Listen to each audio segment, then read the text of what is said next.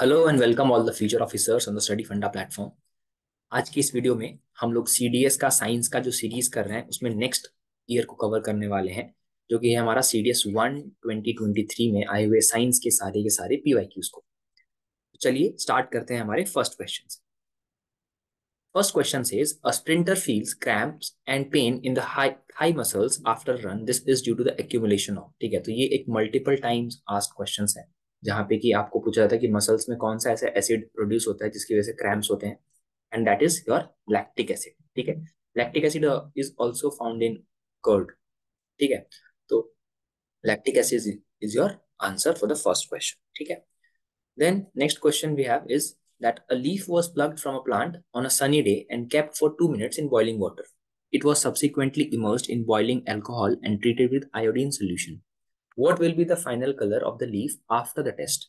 ठीक है, तो ये एक्चुअली एक स्टार्च टेस्ट है, स्टार्च आयोडीन सोल्यूशन टेस्ट। इसमें होता क्या है, बॉइलिंग वाटर में पहले एक हमने लीफ को डाला, उसके बाद जब उसको बॉईल किया, ठीक है, तो उसका थोड़ा सा कलर क्या हो जाता है, वो ब्रेक डाउन हो जाता है। राइट, मतलब क्या होता है एक्चुअली में, मैं लिखता हूँ आपको यहाँ पे। हाई टेम्परेचर जब हम डालते हैं ना, तो हाई टेम्परेचर की वजह से क्लोरोफिल जो है वो अपना कलर लूज कर देता है, कलर उसका ब्रेक डाउन हो जाता है। ठीक है, क्लोरोफिल लूजेज इट्स कलर। ठीक, देन इसके बाद हम इसको अल्कोहल में डालें, जो कि एथेनॉल यहाँ पे दिया हुआ है। ठीक है, तो अल्कोहल में डालने से क्या होता है, ये उसमें से क्लोरोफिल को बाहर निकाल देता है, एक्सट्रैक्ट्स क्लोरोफिल। ठीक है, और फिर इसकी वजह से जैसे ही क्लोरोफिल बाहर निकल जाएगा, तो उस वजह से जो लीफ का कलर है वो व्हाइट हो जाता है एकदम। ठीक है, और व्हाइट की वजह व्हाइट हो जाएगा। अब उसमें जैसे ही हम आयोडीन डालेंगे, तो आयोडीन जो है वो स्टार्च के साथ रिएक्ट करेगा। ठीक, और उसकी वजह से ब्लू ब्लैक कलर देखने को मिलेगा लास्ट में। ठीक है, यहाँ पे। So this is your option C as the right answer.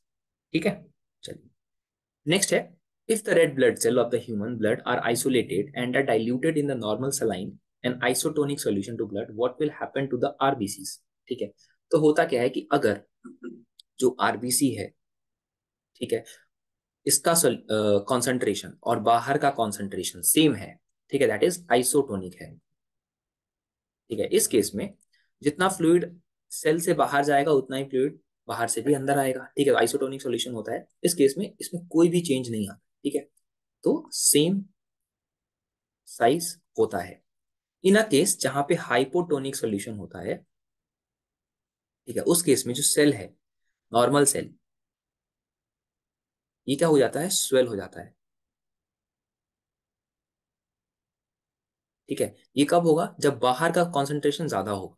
ठीक है, इसका कॉन्सेंट्रेशन ज्यादा है और अंदर का कॉन्सेंट्रेशन कम है, तो बाहर से फ्लूइड जो है वो और अंदर की तरफ आना शुरू होगा। ठीक है, इस वजह से सेल स्वेल हो जाएगा हाइपोटोनिक में। और हाइपरटोनिक, उसमें जो नॉर्मल सेल है हमारा, वो श्रिंक हो जाएगा। ठीक है, ये कब होगा, जब यहाँ का कॉन्सेंट्रेशन ज्यादा है और बाहर का कॉन्सेंट्रेशन कम है। ठीक है, तो हाइपरटोनिक में श्रिंक, आइसोटोनिक में सेम साइज, और हाइपोटोनिक में स्वेल, ये तीन केसेस होते हैं। ठीक है ना, सॉल्यूशंस पे डिपेंडेंट। राइट, सो यहाँ पे अगर आप देखोगे जो आंसर होगा, RBCs will swell, swell and burst, दो no change in the diameter of the RBCs, तो ऑप्शन डी जो है वो हमारा करेक्ट आंसर। ठीक है, चलिए फिर नेक्स्ट क्वेश्चन हम देखते हैं। It is related to the bile juice. Which one of the following statements regarding bile secreted by liver is not correct? ठीक है, सो एक्चुअली में जो हमारे बाइल जूसेस है, ठीक है, बाइल जूसेस, इसमें हमारे डिफरेंट तरह के एंजाइम्स होते हैं। ठीक है, मेजरली जैसे कि आपको इसमें दिखेगा बिलीरुबिन, बिलीवर्डिन। ठीक है, ये कुछ ऐसे एंजाइम्स हैं, या उनको आप पिगमेंट भी बोल सकते हो, because it is yellow in colour, तो पिगमेंट भी होता है। ठीक है, उसके अलावा क्या होता है इसमें, तो इसमें फॉस्फोलिपिड्स होते हैं। फॉस्फोलिपिड्स के अलावा इसमें आपको सॉल्ट देखने को मिलते हैं, और कोलेस्ट्रॉल भी होता है। ठीक है, बट स्पेशल ऐसा कोई भी एंजाइम इसके अंदर नहीं होता जिसकी जिसकी वजह से क्या हो, तो लिपिड्स का डाइजेशन हो। ठीक है, लिपिड्स का डाइजेशन हो, ऐसा कुछ भी एंजाइम इसमें नहीं होता है। ठीक है, इसका मेन काम क्या होता है बायोलिसिस का, जो स्टमक में फूड को एसिडिक मीडियम मिलता है, जब ये यहां से बाहर की तरफ जाएगा कहाँ पे? इंटेस्टाइन में। इंटेस्टाइन में इसको चाहिए बेसिक मीडियम। ठीक है, तो ये बेसिक मीडियम प्रोवाइड करने के लिए स्टमक के बाद इसमें क्या एंटर करता है? Bile juices. ठीक है, तो आपको यहाँ पे कोई भी अलग से enzyme for the digestion of lipids नहीं देखने को मिलता। सो ऑप्शन ए जो है वो हमारा राइट आंसर है। ठीक है, इसमें फैट्स इमल्सिफिकेशन होता है, ये न्यूट्रलाइज करता है एसिडिक को, जैसे कि मैंने आपको बताया। और pH of the food alkaline कर देता है, मतलब बेसिकली एसिडिक से वो एल्कलाइन कर देगा। ठीक है ना? तो चलिए, ये सारे हमारे ऑप्शन सही हैं। This is our wrong statement, that is our correct answer. ठीक है, चलिए। Then after that we have question 5, that is the blood pressure of a normal human being is found to be 120 by 80 mmHg. These numbers represent the blood pressure at. ठीक है, अब यहाँ पे होता क्या है कि जो हमारे ब्लड प्रेशर होता है उसमें बेसिकली आपको ऊपर जो हार्ट में ऑरिकल दिखते हैं और नीचे वेंट्रिकल्स दिखते हैं। ठीक है, यहीं पे अब डिवाइडेड होता है राइट ऑरिकल, लेफ्ट ऑरिकल, फिर राइट वेंट्रिकल, लेफ्ट वेंट्रिकल। ठीक है, ऐसे डिवाइडेड रहते हैं हमारे हार्ट में 4 चैम्बर्स। ठीक है, और यही जो है जब कॉन्ट्रैक्ट और रिलैक्स करता है, ठीक है, उसी की वजह से 120/80 mmHg का ब्लड प्रेशर हमारे बॉडी में मिलता है। ठीक है, सो यहाँ पे करेक्ट होगा ventricular contraction and ventricular relaxation. ठीक है, सो ऑप्शन ए जो है वो हमारा राइट आंसर है। चलिए, next step, a person burned a firecracker in front of a cliff and heard its echo 5 seconds after it burst. The distance of the cliff from the person, if the speed of the sound is 340 metre पर second, is close to. ठीक है, तो अब देखिए क्या हो रहा है। जो एक पर्सन है, जैसे कि हमें यहाँ पे दिखा, इसने क्या किया, एक फायर क्रैकर जला। ठीक है, तो फायर क्रैकर यही मान लो फायर क्रैकर बर्स्ट हुआ। अब इसकी आवाज गई सामने ऐसे, और सामने कोई सरफेस होगा जहां से टकरा करके ये वापस आई। ठीक है, इस पूरे में टाइम कितना लगा? 5 सेकेंड। ठीक है, और इसका स्पीड कितना था? ये जो साउंड वेव गया उसकी स्पीड थी 340 मीटर पर सेकेंड। ठीक है, हमसे पूछा है कि डिस्टेंस ऑफ द क्लिफ। ठीक है, तो साउंड ने तो डबल ट्रेवल किया, एक बार गया और एक बार वापस आया। ठीक है, तो मतलब 340 इंटू 5 सेकेंड, इतनी देर ट्रेवल किया। इसका हाफ डिस्टेंस होगा, है ना? तो अपॉन में हम कर देंगे 2। तो इसको हम कैलकुलेट करेंगे तो हमारा आंसर कुछ ऐसा आएगा, 340 1700 अपॉन लगभग 850 मीटर आएगा, है ना? सो ऑप्शन डी जो है वो आपका करेक्ट हो जाएगा इसका आंसर। ठीक है, अब आपको पता होना चाहिए कि जो एको है, एको के लिए नेसेसरी क्या है? नेसेसरी है कि reflecting surface should be greater than 17.2 metre. अगर रिफ्लेक्टिंग सरफेस जो कि यहाँ से यहाँ तक जो रिफ्लेक्टिंग सरफेस मिला वो अगर 17.2 मीटर से ज्यादा नहीं है तो एको नहीं हो सकता। ठीक है, अगर ये कम है उससे, अगर reflecting surface less than 17.2 metre है, तो उस केस में जो फिनोमेना देखने को मिलता है हमें वो होता है रेवर्बेरेशन। रेवर्बेरेशन। ठीक है, चलिए, नेक्स्ट है हमारे पास, consider the following statements about the microphone and the speaker of a mobile phone. ठीक है, अब इसमें क्या होता है? The microphone convert sound to a mechanical signal, microphone convert sound to an electrical signal. Microphone का काम क्या होता है? हम बोलते हैं और उसको इलेक्ट्रिकल सिग्नल में कन्वर्ट करता है, तो साउंड टू इलेक्ट्रिकल सिग्नल, तो ये वाला हमारा करेक्ट आंसर है। देन है the speaker converts a mechanical signal to sound, the speaker converts an electrical signal to sound, है ना? स्पीकर में हम इलेक्ट्रिकल करंट देते हैं ना, उसमें साउंड में वो कन्वर्ट करके हमको मिलता है, right? So second and four जो है हमारा वो करेक्ट स्टेटमेंट है। ठीक है, so option D is our right answer. Okay, चलिए, फिर नेक्स्ट क्वेश्चन है, 100 watt electric bulb is used for 10 hours a day. How many units of electrical energy has consumed by the bulb in 3 days? ठीक है, सो यहाँ पे जो energy का formula होता है हमारा वो होता है पावर इनटू टाइम। ठीक है, तो जो पावर यूज हुआ वो हुआ कितना? 100 watt, है ना? 100 watt यूज हुआ फॉर 10 hours फॉर 3 days, है ना? कितना हुआ? ठीक है, तो मतलब ये कितना एनर्जी यूज हुई? 3000 watt आर। ठीक है, 3000 watt आर एनर्जी हमारी यूज हुई। ठीक है, और 1 kilo watt our is equal to होता है 1000 watt आर। तो इसको हम जब कन्वर्ट करेंगे किलो वाट आर में तो हो जाएगा 3 किलो वाट आर, और इसी 1 किलो वाट आर को हम बोलते हैं 1 यूनिट। ठीक है, सो 3 किलो वाट आर क्या हो जाएगा हमारा? 3 यूनिट्स। ठीक है, तो ये हो गया 3 यूनिट्स। ठीक है, अब जो किलो वाट आर है इसी को हम क्या बोलते हैं? Commercial unit of energy. ठीक है, नेक्स्ट है the area under the velocity time graph for a particle moving in a straight line with uniform acceleration gives. ठीक है, तो ये जो है हमारा, ये देता है हमें डिस्प्लेसमेंट। ठीक है, that is velocity upon time, ये हमें क्या देगा, सॉरी, डिस्प्लेसमेंट अपॉन टाइम क्या होती है, वेलोसिटी होती है।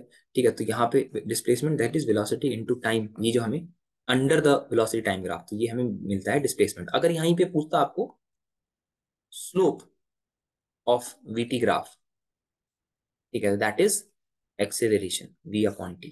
ठीक है ना, तो यहाँ पे आंसर हो जाएगा हमारा ऑप्शन बी। ओके, चलिए नेक्स्ट है the power of a lens of focal length 10 centimetre is. ठीक है, तो जो जब भी हमें ये पावर दिया हुआ है ना, फोकल लेंथ दिया हुआ है, तो हम पावर निकालने के लिए फॉर्मूला होता है 1/f। ठीक है, और फोकल लेंथ अगर सेंटीमीटर में दिया हुआ है हमारे पास, तो हम सेंटीमीटर से उसको मीटर में कन्वर्ट करते हैं। ठीक है, ठीक है, तो हमारे पास जो फोकल लेंथ दी हुई है हमें, वो दी हुई है 10 सेंटीमीटर। ठीक है, इसको कन्वर्ट कर लेंगे तो दैट विल बी 0.1 मीटर। ठीक है, अब हमें पावर निकालना है, तो 1/0.1 दैट विल बी 10 डायोप्टर। ठीक है, 10 डायोप्टर, डायोप्टर की स्पेलिंग इज दिस। ठीक है, जो पावर की यूनिट होती है। So option C will be our correct answer. Okay, चलिए नेक्स्ट है consider the following statements regarding burning of magnesium ribbon in air. ठीक है, तो जब भी मैग्नीशियम रिबन जलता है, ठीक है, तो मैग्नीशियम जलेगा ऑक्सीजन के प्रेजेंस में। ठीक है, तो हमेशा MgO बनेगा। ठीक है, सो ये सही है, white powder of magnesium oxide is formed. Then it is an example of combustion reaction. Combustion reaction का मतलब क्या है कि भाई जला रहे हैं, है ना, तो हीट दे रहे हैं उसको, वो जल रहा है। ठीक है ना, तो ये होता है हमारा कंबशन रिएक्शन का एग्जांपल। बिल्कुल ऐसे फ्लेम्स निकलते हैं, जैसे जैसे आपका कोई क्रैकर जल रहा हो, फुलझड़ी जैसे जलती है वैसे। Heat and light are produced. ठीक है, तो obviously heat and light produce होगी, तो 1, 2 एंड 3 तीनों ही स्टेटमेंट हमारे जो है वो करेक्ट है। ठीक है, चलिए नेक्स्ट हमारा which of the following statement with regard to the reaction given below are correct. ठीक है ना, तो जो यहाँ पे हमें दिया हुआ है statement that is CaO plus H2O give CaOH plus heat. ठीक है, तो ये एक्चुअली में रिएक्शन है, calcium oxide plus water gives calcium hydroxide plus में हीट।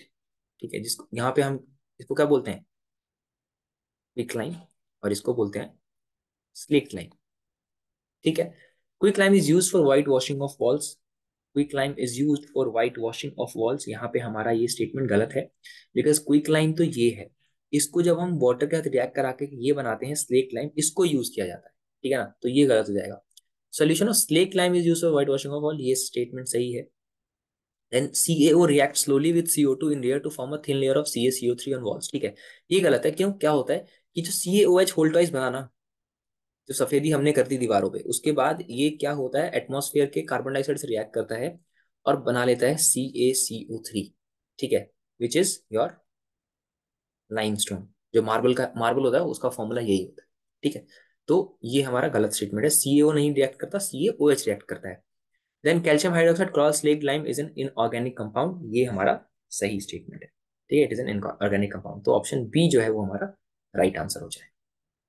ठीक है, चलिए देन आते हैं which of the following statements with regard to heating of lead nitrate powder over a flame are correct. ठीक है, सबसे पहले मैं आपको बता देता हूँ एक रिएक्शन जो है ये वाला, PbNO3 होल ट्वाइस, इसको हम करते हैं हीट। ठीक है, हीटिंग ऑफ लेड नाइट्रेट बोला, हीट करते हैं, तो ये ब्रेक डाउन हो जाता है PbO प्लस NO2 प्लस में O2। तो एक्चुअली में यहाँ पे आप देखो, जो ये कोई भी स्टेटमेंट कंपाउंड था A, जो कि ब्रेक हो गया हीट की वजह से, B+C+D, ठीक है, तीन चीजों में, तो ये जो रिएक्शन होता है हमारा, ये होता है डीकम्पोजिशन रिएक्शन। ठीक है, डीकम्पोजिशन रिएक्शन। अब यहाँ पे देखो क्या बोल रहा है, brown fumes of NO are released. ठीक है, NO आर रिलीज नहीं, गलत है, क्या क्या रिलीज हो रहा है, NO2 रिलीज हो रहा है, तो ये गलत हो गया। Colourless O2 gas is released, तो ये सही है हमारा। It is an example of oxidation reaction, नहीं। ठीक है, it is an example of thermal decomposition used for the production of NO2 gas. ठीक है, तो डीकम्पोजिशन रिएक्शन यहाँ पे हो रहा है, तो ये स्टेटमेंट हमारा सही हो जाता है। ठीक है ना, चलिए तो option D will be our right answer. Okay, चलिए नेक्स्ट है which one of the following is not an oxidation reaction. Oxidation में मतलब क्या होता है, या तो एडिशन ऑफ ऑक्सीजन होगा या फिर रिमूवल ऑफ हाइड्रोजन होगा। इन दोनों में से कुछ भी हो रहा है तो हम बोलेंगे ऑक्सीडेशन, और इसका उल्टा होता है तो हम बोलते हैं रिडक्शन। उल्टा मतलब रिमूवल ऑफ O2 या फिर एडिशन ऑफ H2, तो होता है रिडक्शन। अब यहाँ पे देखो rusting of iron, rusting of iron actually एक रिडॉक्स रिएक्शन है, ठीक है। रिडक्शन भी होता है और ऑक्सीडेशन भी होता है, तो ये हमारा आंसर नहीं होगा। ओपनिंग ऑफ सोडा बॉटल, क्या ये आंसर हो सकता है? बिल्कुल ये आंसर है। सोडा बॉटल में हम सिर्फ ओपन करते हैं, उसमें कुछ भी नहीं होता, बस एक फिज निकलता है। That is not part of oxidation. Oxidation की वजह से मतलब कुछ ना कुछ नई चीज बनती है, एक रिएक्शन होता है प्रॉपर, ठीक है। रेंसिडिटी मतलब खाने में से फाउल स्मेल आना, ठीक है, change of taste and everything. Then combustion can be reaction, जैसे कि हमने बोला था ना, मैग्नीशियम प्लस ऑक्सीजन का रिएक्शन हुआ था, फिर MgO बना था, है ना। तो ये भी एक रिएक्शन ऑक्सीडेशन का। तो ये जो है हमारा आंसर है। बाकी ये तीनों A, C और D गलत आंसर है ना। नेक्स्ट है, reflex arcs are evolved in animals for quick and efficient responses, which one of the following sequences correctly represents a reflex arc. तो रिफ्लेक्स आर्क मतलब ये होता है कि जब भी हम कोई बहुत ऐसे एक्सट्रीम हॉट या एक्सट्रीम कोल्ड चीजों को छू लेते हैं, ठीक है, तो क्या होता है कि हमारा जो बॉडी है वो रिएक्ट करता है अचानक से कि भाई उससे दूर भागता है, ठीक है, because it will be dangerous, ठीक है। तो हमें बर्न्स मिल सकते हैं या कुछ भी, फ्रॉस्ट बाइट हो सकता है, कुछ भी चीज है, ठीक है। तो क्या होता है एक्चुअली ये पूरा प्रोसेस, द थिंग है, सबसे पहले जो रिसेप्टर्स होते हैं हमारे स्किन में वो काम करते हैं, ठीक है। रिसेप्टर्स इसको लेकर के जाते हैं आगे सेंसरी न्यूरॉन के पास, ठीक है। सेंसरी न्यूरॉन पूरा उसको लेकर के जाएगा आगे स्पाइनल कॉर्ड में, जहां पे बीच में होता है हमारा रिले न्यूरॉन, ठीक है। सबसे पहले रिसेप्टर्स हो गए, फिर हो गए सेंसरी न्यूरॉन, फिर हो गए रिले न्यूरॉन। रिले न्यूरॉन उस इंफॉर्मेशन को लेकर के जाते हैं मोटर न्यूरॉन के पास, ठीक है। और मोटर न्यूरॉन उसको लेकर जाता है इफेक्टर के पास, मसल्स के पास, ठीक है, जो कि हाथ को हटा लेते हैं से। तो दिस इज योर ऑर्डर, ठीक है। अब ये ऑर्डर यहाँ पे आप ढूंढोगे तो आपका फर्स्ट में ही है, ए में है, receptor, sensory neuron, relay neuron, brain, motor neuron, effector. हाँ, हाँ, बीच में ये जो मैसेज है वो ब्रेन के पास गया, ठीक है। ये स्किप हो गया था, सो ऑप्शन ए जो है वो हमारा करेक्ट आंसर, ठीक है। चलिए, then which one of the following is essential for thyroid gland to make thyroxine, ठीक है। चलिए, अब इसके बारे में पहले हम एक बार थायराइड के बारे में देख लेते हैं। सो एक्चुअली में जो थायराइड है वो एक एंडोक्राइन ग्लैंड है, ठीक है। एंडोक्राइन ग्लैंड कौन से होते हैं? ये डक्टलेस ग्लैंड्स होते हैं।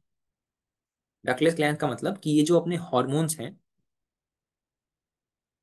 उसको सीधा ब्लड में रिलीज करते हैं,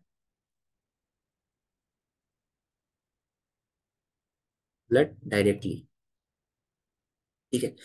अब ऐसे कौन कौन से और होते हैं, जैसे कि हमारे हाइपोथैलेमस है, पिट्यूटरी ग्लैंड है, उसके बाद जो पैनक्रियाज हैं, और थायराइड तो ऑब्वियसली है ही, ठीक है। ये सब कुछ हमारे एंडोक्राइन ग्लैंड के एग्जांपल्स हैं, ठीक है। थायराइड ग्लैंड के ना दो लोब्स होते हैं, दो पार्ट्स होते हैं on either side of the trachea, ठीक है। जो ट्रैकिया है हमारा थ्रोट में, उसके दोनों साइड एक एक लोब होता है इसका, ठीक है। उसमें से क्या होते हैं, दो हॉर्मोन्स निकल के आते हैं। एक तो होता है टेट्रा आयोडो,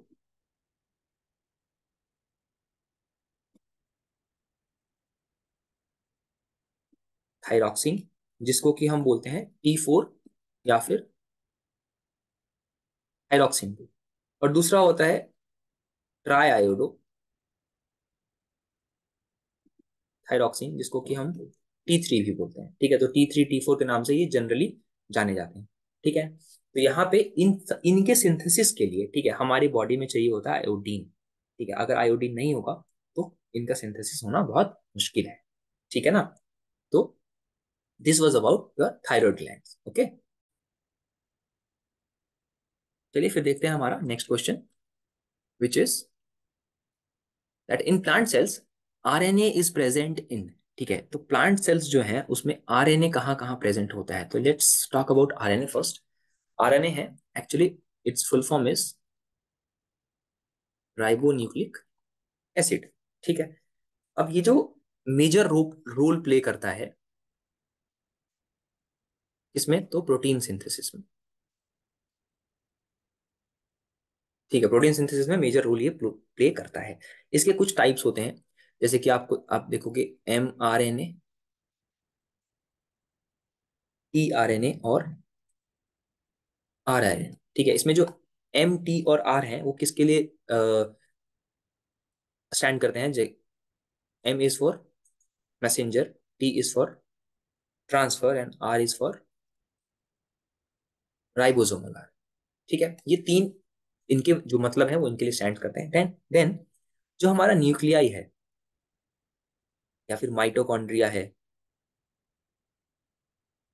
क्लोरोप्लास्ट है और एंडोप्लाज्मिक रेटिकुलम है, इन सभी में देखते हैं आरएनए का क्या क्या रोल रहता है। ठीक है, तो सबसे पहले आपको बताता हूँ, जो न्यूक्लियस है उसमें जो आरएनए सिंथेसिस होता है वो न्यूक्लियस में होता है। ठीक है, आरएनए जहाँ पे बनता है। देन जो साइटोप्लाज्म है हमारा, ठीक है, एक और रह गया यहाँ पे, जिसमें कि क्या होता है, आरएनए का इंटरफेरेंस या फिर splicing. Mitochondria which is the power house of our cell, यहाँ पे प्रोटीन सिंथेसिस में आरएनए का रोल रहता है। ठीक है, और जो क्लोरोप्लास्ट है वहां पे ट्रांसलेशन होती है, ट्रांसलेशन ऑफ एनकोडेड प्रोटीन्स, जिसमें कि रोल प्ले करता है आरएनए। एंड ई आर में, that is endoplasmic reticulum which is of two types, smooth and rough, यहाँ पे हमारा सिंथेसिस होता है प्रोटीन का। कौन से प्रोटीन्स होते हैं? एक होता है मेम्ब्रेन और दूसरा इज सिक्रेटेड प्रोटीन्स। इन दोनों का सिंथेसिस होता है एंडोप्लाज्मिक रेटिकुलम में। ठीक है, तो in plant cells RNA is present in, अब देखोगे तो ये जो पांचों ही हैं इनमें प्रेजेंट होता है। That is our nucleus, cytoplasm, mitochondria, chloroplast and endoplasmic reticulum. That is option C is your correct answer. Okay, right. Then we have next, in grass cells intercalary meristem is usually located at. तो meristematic tissues होते हैं तीन type के, apical meristematic, intercalary meristematic and lateral meristematic. ये होते हैं हमारे stems में, which are responsible for the girth of the tree. ठीक है, गर्थ ऑफ द स्टेम। ठीक है, देन इंटरकैलरी बीच में नोड्स पे रहते हैं, और एपिकल मेरिस्टेम जो होते हैं वो शूट्स पे रहते हैं, लीफ के शूट्स पे या फिर रूट के शूट्स पे, राइट। यहाँ पे आप पढ़ भी सकते हो उनके बारे में। राइट, यहाँ पे हमसे पूछा है कि intercalary meristem is usually located eight. ठीक है, तो यहाँ पे आप देखोगे बेस ऑफ द लीव्स। ठीक है, ऑप्शन सी होगा राइट आंसर। जो यहाँ पे लीव्स निकल के आएंगे, वहां पे बीच में नोड्स बनते हैं, है ना। तो यहाँ पे कौन से होंगे? इंटरकैलरी मेरिस्टेम्स होंगे। ठीक है, okay. Then we have xylem is a type of complex tissue in plants for upward conduction of water. Which one of the following xylem tissues consist of living cells? तो xylem में actually चार तरह के होते हैं, tracheids, vessels, xylem parenchyma and xylem phloem।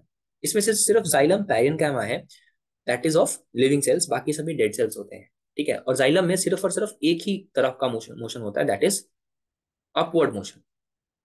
ठीक है, और जो फ्लोएम होता है उसमें दोनों ही तरफ से मोशन होते हैं, अपवर्ड भी और डाउनवर्ड भी, राइट। तो इसका आंसर हो जाएगा हमारा xylem parenchyma. And I would want you go through all this. ठीक है, four types of the xylem cells. Okay,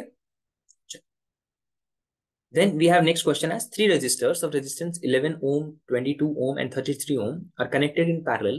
Their equivalent resistance is equal to। ठीक है, अब पैरेलल है, पैरेलल का मतलब होता है one upon resistance in parallel, that is one upon R one plus one upon R two plus one upon R3। अब इसको जब हम सॉल्व करेंगे तो हमारे पास तीन है, it is one upon 11 plus one upon 22 plus one upon 33। LCM ले लेंगे तो आ जाएगा 66, 6 plus 3 plus 2 is 9 upon 66, sorry 11 upon 66। ठीक है, अब इसको सॉल्व कर लोगे आप, तो one upon R P is equal to 11/66 है, तो आर पी हो जाएगा 66/11, दैट इज 6 ohms। ठीक है, सो ऑप्शन डी जो है वो हमारा करेक्ट आंसर है। Okay, right.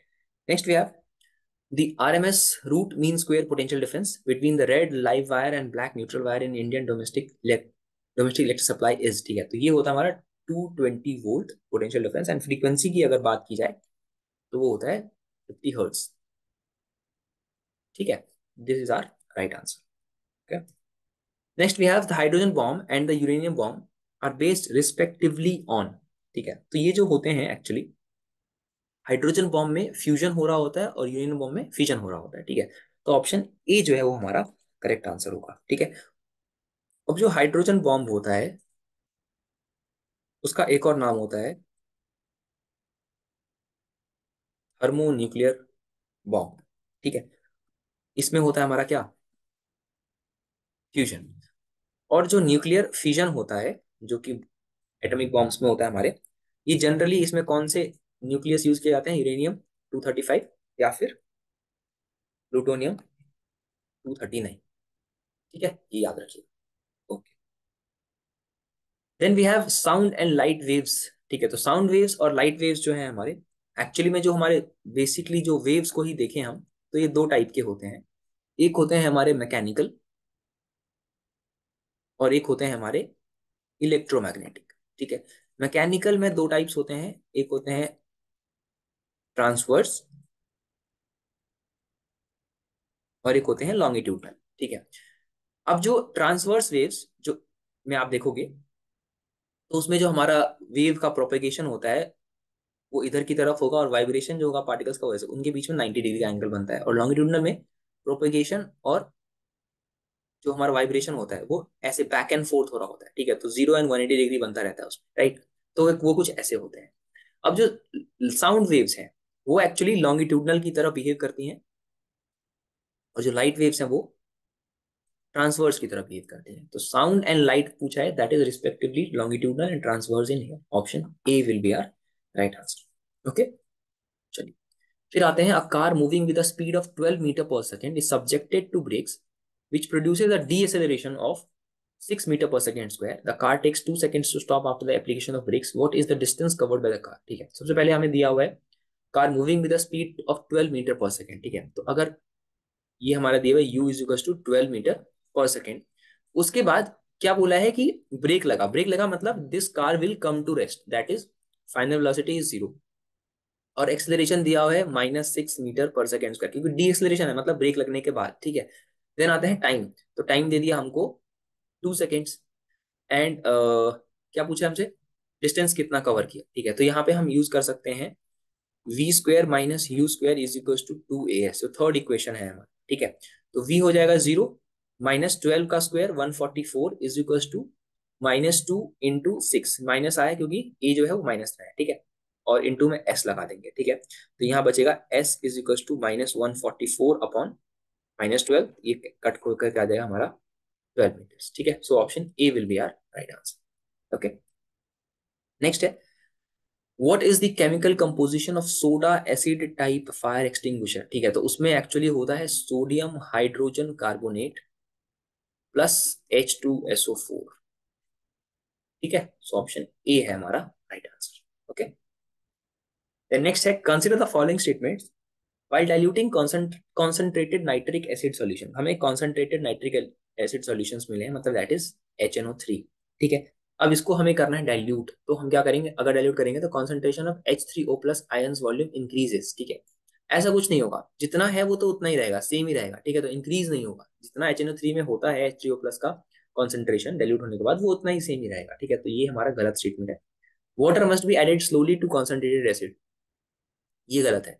जब भी हमें डाइल्यूट करना होता है तो हम एसिड को वाटर में डालते हैं, ना कि वाटर को एसिड में डालते हैं। ठीक है, तो अगर ऐसा कर दिया तो वापस फिर ऐसा डाइल्यूट करने लायक बचेंगे नहीं। ठीक है, तो ये गलत है। लास्ट है, acid must be added slowly to the water which is the correct. ठीक है, so option C 3 only is your correct answer.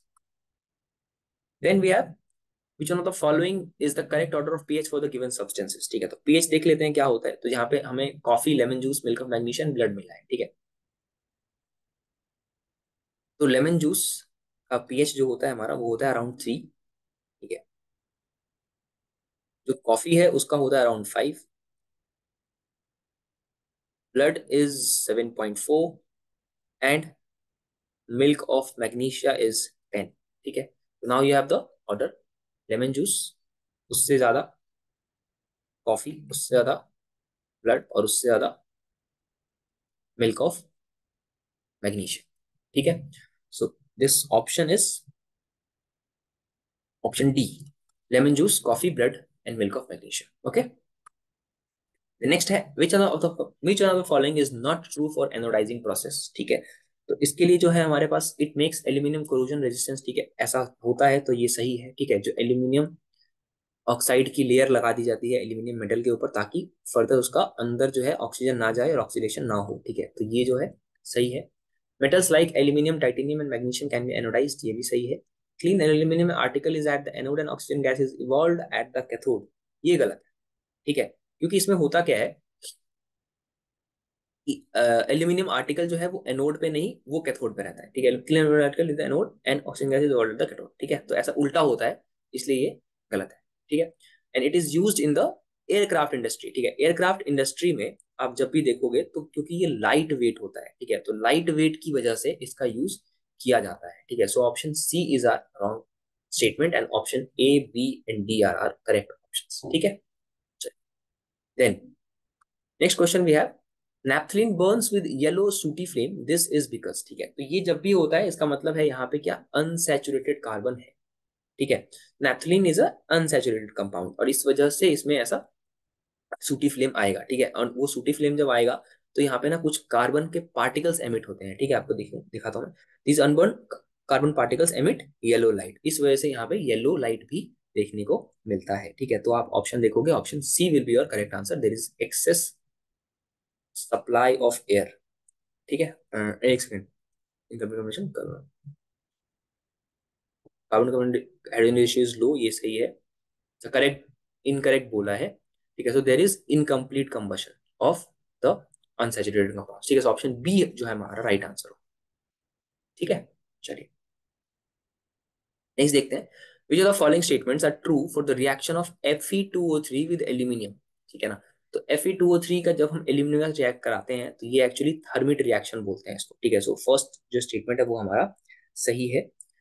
Heat evolve is use for welding purpose. ठीक है, इसको हमें रेलवे ट्रैक्स को यूज करते हैं। ठीक है, जैसे कि आप देखोगे Fe2O3 प्लस एल्यूमिनियम, ये रिएक्शन होता है तो Al2O3 प्लस Fe बनता है, जो कि मोल्टेन स्टेट में रहता है। ठीक है, तो यहाँ पे जो Fe2O3 है, यहाँ से ये Fe बना, मतलब इसका हुआ रिडक्शन और एल्यूमिनियम के पास गया ऑक्सीजन, तो इसका हुआ ऑक्सीडेशन। तो Fe2O3 हमारा हो गया ऑक्सीडाइजिंग एजेंट और एल्यूमिनियम हमारा हो गया रिड्यूसिंग एजेंट। ठीक है, aluminium metal acts as an oxidising agent. ठीक है, ये बल्कि रिड्यूसिंग एजेंट है, तो ये हमारा गलत हो जाता है, ये सही है। Molten Fe and Al are formed at the end of the reaction. ठीक है, तो ये भी गलत है ना, क्योंकि सिर्फ मोल्टन Fe फॉर्म होता है। तो ऑप्शन ए जो है वो हमारा राइट आंसर होगा। ठीक है, yeah, so that was it for this year's questions. I will see you in the next video with CDS 2 2022 questions of science. I hope you have found it informative and fruitful. Thank you so much. I'll see you in the next one. Jai Hind.